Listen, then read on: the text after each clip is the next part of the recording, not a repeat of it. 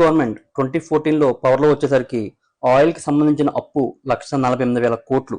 Official parliament data ప్రకారం government principal repayment కి 1,48,187 కోట్లు, ఇంట్రెస్ట్ రీపేమెంట్ కి 1,70,699 కోట్లు పే చేశాయి. టోటల్ గా 3,18,886 కోట్లు రీపేమెంట్ జరిగింది.